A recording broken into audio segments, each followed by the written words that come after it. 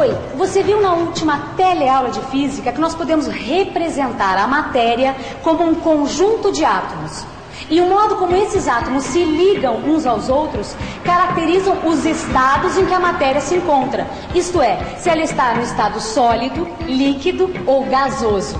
Você também viu que todas as substâncias mudam de estado numa determinada temperatura. Você estudou o comportamento dos sólidos e dos líquidos e você sabe que a maioria dos materiais se dilatam quando aquecidos e se contraem quando resfriados. Mas e os gases? Qual é o comportamento deles quando aquecidos ou resfriados? Bom, é exatamente esse o assunto da nossa teleaula de hoje. Na teleaula de hoje, além de conhecer o modelo atômico para os gases, você conhecerá também a pressão, o volume, a temperatura e a equação de estado de um gás. E agora preste muita atenção, porque a nossa teleaula está apenas começando, hein?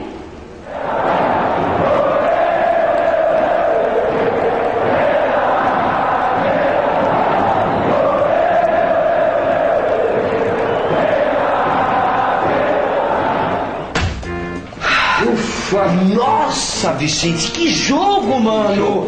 Que loucura! Quanta gente jogou!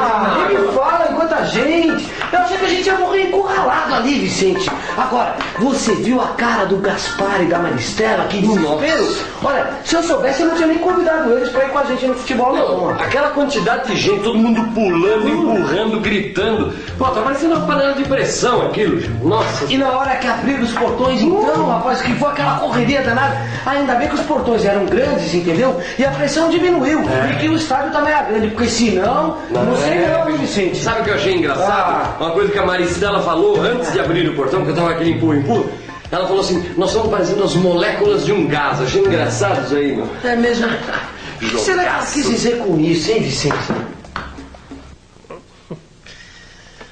Realmente a torcida hoje estava inflamada. Mas eu acho que entendi o que a Maristela quis dizer quando ela comparou os torcedores no estádio às moléculas de gás.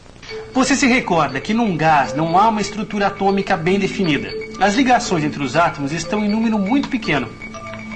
Além disso, esses átomos e moléculas estão em grande velocidade. Outro termo usado foi que a situação da torcida querendo entrar no estádio parecia uma panela de pressão.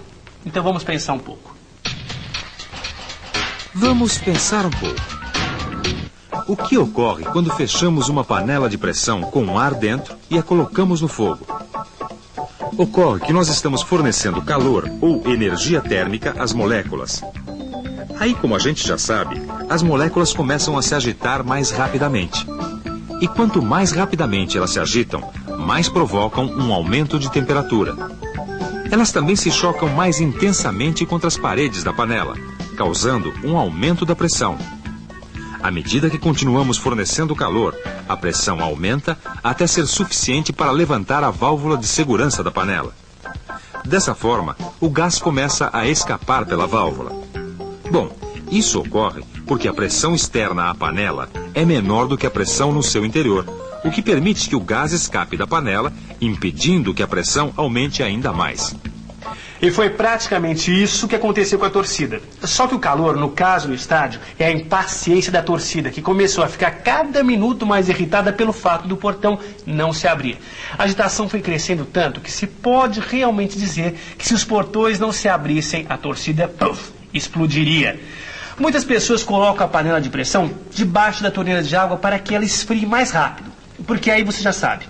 O gás resfria, a agitação molecular diminui de intensidade até que não seja mais suficiente para levantar a válvula de segurança. Mas ainda eu tenho uma dúvida. Será que a pressão é diretamente proporcional à temperatura? Claro que é. Toda vez que a gente aumenta a temperatura de um gás que está num recipiente rígido, como este aqui, ó, que não aumenta de volume, a sua pressão irá aumentar. Dá até para escrever isso matematicamente, Rosinha. Ah, é, Maristela? E como é que seria? Assim, ó. A pressão é diretamente proporcional à temperatura. Bom, no caso do estádio de futebol, a sorte é que ele era grande, não é isso? Porque se ele fosse pequeno, a situação seria bem pior. Certamente, Rosinha. Se o estádio tivesse menos lugares, a agitação pela disputa dos espaços vagos seria bem maior. E com os gases acontece praticamente a mesma coisa, Rosinha. Imagine um cilindro com um gás dentro e com temperatura constante, ou seja, com a mesma agitação molecular. Aí nós começamos a comprimir o cilindro, diminuindo seu volume. O que acontece? A pressão vai aumentar, pois o número de vezes que as moléculas vão se chocar com as paredes do cilindro será cada vez maior. Entendi. Do mesmo modo que se o estádio fosse muito grande, não haveria problema, pois sobraria espaço para todo mundo. Não é isso? E com o gás a gente pode dizer quase a mesma coisa. Porque se deixamos o gás se expandir com uma temperatura constante, a pressão vai diminuir. Isto é, as moléculas vão ter mais espaço para se mover e cada vez menos elas vão se chocar contra as paredes do cilindro, é isso? Exatamente isso. E aí nós podemos chegar a outra definição. Nós podemos dizer que o volume do gás é inversamente proporcional à pressão.